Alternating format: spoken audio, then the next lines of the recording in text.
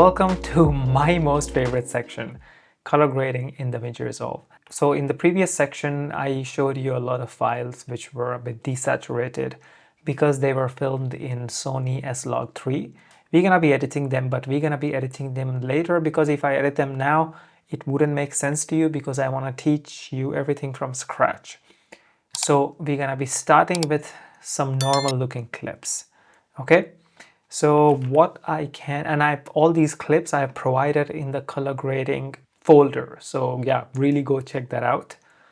And maybe the first clip we would be starting is this one.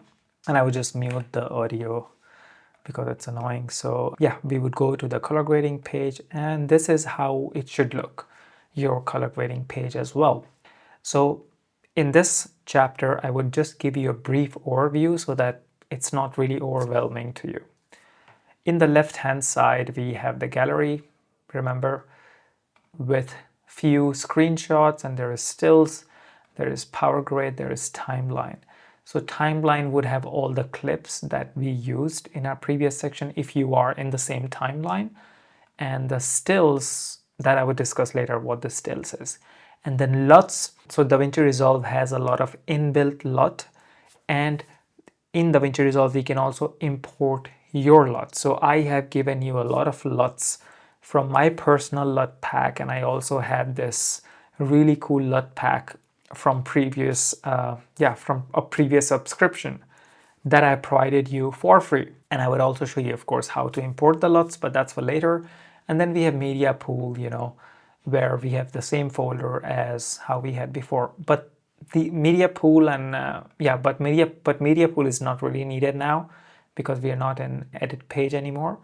And then clips. So if I just toggle off the clips, then you can see that all the clips, the thumbnails here are gone. If I toggle it on, it is on. So I usually don't let the clips be enabled because if I'm editing on a laptop, then at least I have a bigger room to play around and at least I can see what am I color grading with. So that's why I disable it. But the good part about clips is that you can see all the clips on your timeline. So you can just go wherever you want. So if you have a big project just to scroll around, I think it's nice to be on the clips. And then here are a few options. We're gonna go through it later.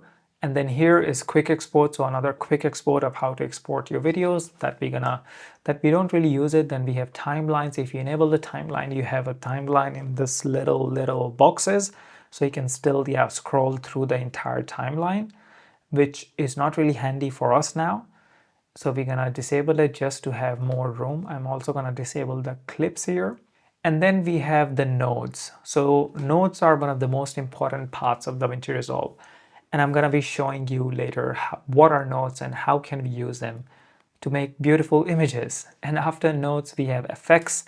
So just like edit page, so I have all the favorites effects here. But just like edit page, there are a lot of effects in DaVinci Resolve.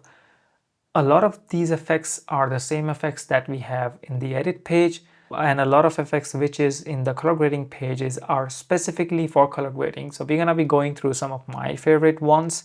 And there are also a lot of effects which is only available for the studio version.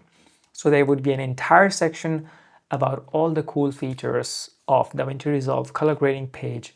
So if you're a free version user, I would also recommend you to just glance through the chapter so that you know what all things are in the studio version, because some of the effects which are in studio version, like just for that specific effect, I would pay for the studio version. They are so cool. So those were the effects. Then we have the light box. The light box also kind of gives you an overview of the entire timeline. So when this is important is, say for example, if I color graded this clip. So if I see an overview of my project, then I know how my entire project looks. So here you can maybe kind of figure out that, oh, maybe some of the clips, they are not that warm, or oh, some of the clips, they are not that bright. So it kind of gives you an overview of the entire project so that you know that are all the clips in the project, first of all, they are color graded or not. Second, if they're color graded with the same mood and if they have the same tone or if they have the same LUT on the images. So it's really handy to check that out like this. So that's Lightbox.